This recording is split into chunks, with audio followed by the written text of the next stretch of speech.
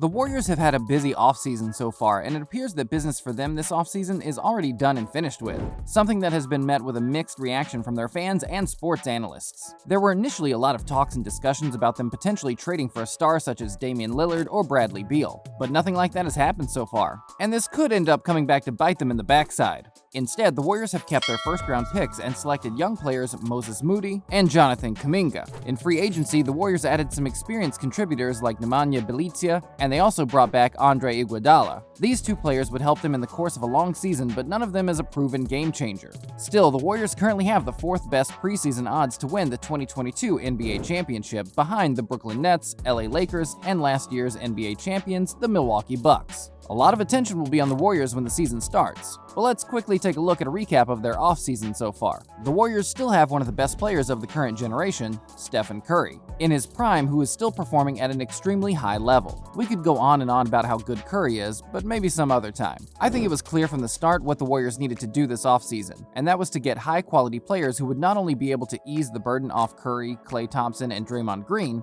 but also help improve the quality of the team too. However, it's hard to say if that's exactly what the Warriors have done this offseason. Sure, they've added some veterans and two rookies who should come in good to their roster, but it's difficult to tell if they will have the same impact a player like Bradley Beal would add to the team. And let's not forget that they put faith in rookies last year, and we saw how that ended for them.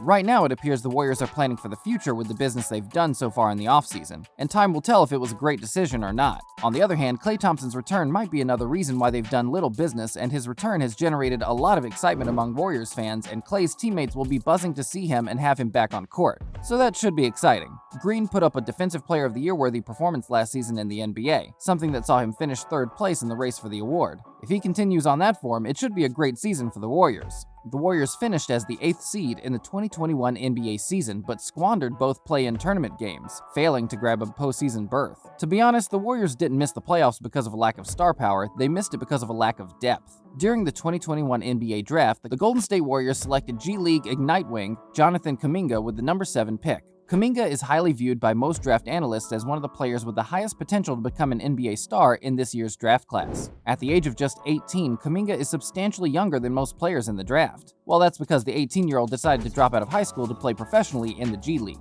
While he was playing in the G League, he put up a lot of good and bad displays in the league, where he averaged 15.8 points, 2.7 assists, 7.2 rebounds, 1 steals, and 0.8 blocks per game. While his athleticism and raw talent were there to see for everyone who watched him play, he did struggle to shoot the ball, making 22.6% on threes and 62.5% on free throws. In defense, he looked both overmatched and uninterested. However, he developed a reputation for being a ball stopper, something he produced a tremendous amount of highlights for. Kuminga has had an interesting story and development. He grew up in the eastern part of the Congo near the Rwanda border, but moved to the United States to play high school basketball. By the time he was a sophomore, he was ranked number 1 in his class by scouting services and landed on the radar of the Warriors and many NBA teams. He was initially projected to go in the top 5 of the first round, but when the Warriors found him still available at 7th, they snapped him up, as he was too good to pass on. Kuminga is 6'8" and weighs 220 pounds, which is just about right in the NBA. He also has defensive potential and shot creation and playmaking prowess. On the day of his Warriors debut, he was amazing, as the Congolese player dropped 18 points, 3 rebounds, 2 steals, and a block on 7-14 shooting from the field. I believe the major worry or concern with Kuminga is that he is still inexperienced. I've already discussed how the Warriors have a small championship window because Thompson, Curry, and Green are all on the wrong side of 30, which means they will most likely suffer from injuries from now on. The original plan for the Warriors was to package their first-round draft picks and acquire a veteran player, but that didn't happen. The Golden State Warriors are not exactly a patient team who can invest time in a player's development, so you can understand that their decision to draft an 18-year-old with raw skills wasn't well received by their fans. However, it appears that the Warriors are planning long-term by acquiring young talents and surrounding them with championship-caliber players like Curry, Green, and Thompson, who know what it means to be an underdog with raw talents and then go on to develop into an amazing player. The Warriors will be hoping that players like Kuminga can learn from them and develop into players just like them. This is a tricky move, one which could backfire, but Jonathan Kuminga does ensure that the post-Curry era in Golden State is secure. If he's not traded, a combo of Kuminga and James Wiseman could do great things for the franchise down the line. The front office saw something in him, and instead of choosing 22-year-olds with college experience, they selected Kuminga. That says something. Jonathan has also talked about how he can't wait to help contribute to a playoff run. and as long as he's playing alongside Curry, Green, and Thompson, he should develop at a fast rate. Still, only time will tell if this move will not eventually come and bite the Golden State Warriors in their backside, as well as if they made the right decision by drafting him. Not too long after the Warriors had landed Jonathan Kuminga with the number 7 selection in the NBA draft, the Golden State Warriors added Moses Moody out of Arkansas with the number 24 pick. Moody is 19 years old, 6'6", weighs 210 pounds, and spent just 1 year at Arkansas. As a freshman, he averaged 16.8 points, 5.8 rebounds, 1.6 assists, and 1 steals per game, and shot 35.8% from three-point range and 81.2% on free throws. If you don't get it, here's the deal. Moody is a really good shooter with a slick jumper, and he's a crafty scorer as well. While Moody has a magnificent reputation as a great scorer, he also adds assists to his game as well and can contribute on the defense. He is an athletic wing who can finish exponentially near the rim and also shoot consistently from beyond the arc.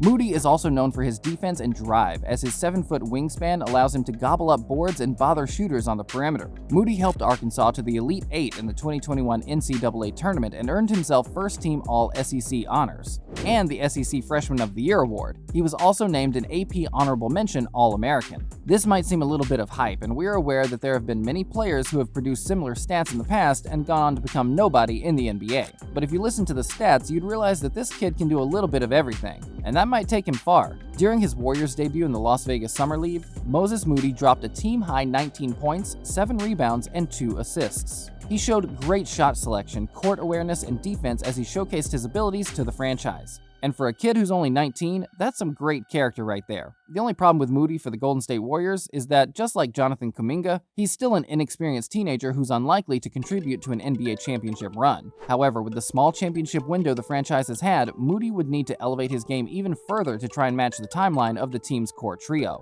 Still, Moses Moody is one of the most naturally gifted players in the draft who should come in good. Also, with Kelly Oubre's departure, Moody should come off the bench or occasionally start for Klay Thompson, and that's because I don't see or expect Klay to play every game next season. Moody looks like a decent player, and maybe he will have a good run next season, or maybe the next season, but time will tell if drafting Moody was the right decision for the Golden State Warriors. The Golden State Warriors signed Nemanja Bjelica on a veteran's minimum deal in early August. Nemanja is a 33-year-old 6-year veteran from Serbia who was the EuroLeague MVP in 2015. In his first 3 seasons in the NBA, he played alongside Andrew Wiggins on the Minnesota Timberwolves. After that, he spent the next 2.5 seasons in Sacramento. But his breakout season didn't come until the 2019-20 season when he averaged career highs in scoring, rebounds, and assists. During that season, he averaged 11.5 points, 2.8 assists, and 6.4 rebounds per game. After the Golden State lost in the play-in tournament to the Memphis Grizzlies, the franchise GM, Bob Myers, talked about how they needed to add shooting and spacing around Curry. Nemanja is known as a floor-spacing big man, but what's more impressive is that he has a career 38.7% from the three-point line. And when he had a fully healthy season, he averaged nearly 42% from beyond the arc, and he did so on 3+ attempts a game, and also made 76% of his free throws. His signing would help address Golden State's need for depth at the position, as well as also provide the team with someone who could play alongside Draymond Green in the front court. The only problem with this deal is that Nemanja's age and fitness are a concern, and last season he was limited to a combined 37 games for the Heat and Kings. However, I don't think Nemanja is a major addition to the Warriors roster. I also don't expect him to grab a lot of boards or drop big numbers. He'll most likely come off the bench in the third or occasionally in the second rotation. This seems like a no-brainer, especially because Curry is still in his prime. And even before the Golden State Warriors began to look for trade possibilities in the trade market of the free agency market, this would have been their topmost priority, to get Curry a freaking deal. So when Curry demonstrated once again his trust with the Golden State Warriors by signing a $215 million 4-year contract, we weren't surprised. By signing this extension that will keep him under contract through the 2025-26 season, he became the first player in the NBA to sign multiple $200 million plus deals. Curry, who is currently also known as Mr. Warrior, is the face of the franchise. He holds many Warriors records and recently surpassed Wilt Chamberlain to become the franchise's leading scorer. That's while also passing Paul Arizin for most assists for Golden State Warriors. When Curry arrived at the Golden State in 2009, the Golden State Warriors were valued just about $400 million. But after leading the team to 5 straight NBA Finals, 3 championship titles, sellout crowds, and literally putting the Golden State Warriors on the world map, the Warriors are now worth a staggering $4.7 billion. Not bad for a number 7 pick chance the Warriors took. You can say he's repaid them back 10 times, so it's only natural he gets a deal like this. What this deal means is that Curry will play out the rest of his prime in the gold uniform, and if he can stay healthy and keep performing at an MVP level, the Warriors may have what it takes to win another NBA championship as long as the right supporting cast is placed around him. The signing of Otto Porter Jr. for a minimum salary was the first move by Golden State Warriors in the free agency market. Porter reportedly got many other offers that bettered the one the Golden State Warriors was offering him, but he still chose to play for the Warriors. Porter is among one of the best shooters in the NBA. He has made 40.2 of his attempts in the NBA, and with Golden State's incredible spacing, Porter will get plenty of open looks from behind the arc next season. Porter is also a solid rebounder and defender when he's healthy, making him exactly the kind of all-around veteran forward the Warriors need for its bench. Porter has struggled with foot and back injuries in the last 2 years, but if the Warriors can manage to keep him healthy and fit, he will ideally be their sixth man. If Draymond Green closes games at center, there's a big possibility that Porter could be the power forward in those games. This is the one signing that has gotten a lot of Warriors fans excited, and after spending 2 years away from the franchise, the 2015 MVP Finals winner is back to the Bay Area. Iguodala spent 6 years with the Warriors from 2013 to 2019, winning 3 NBA championships, including a Finals MVP in 2015.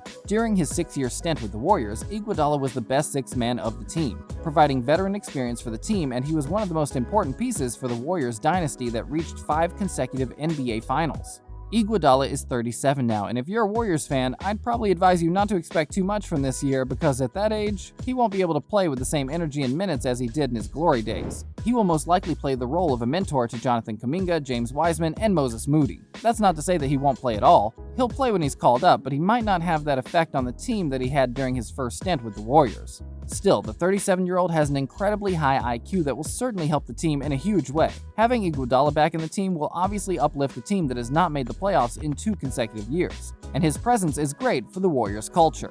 Comment below to let us know your thoughts, and be sure to subscribe for more. And don't forget to turn on notifications so you never miss another one of our videos. We'll see you next time, latest Hoops fans. Until then, keep shooting your shot!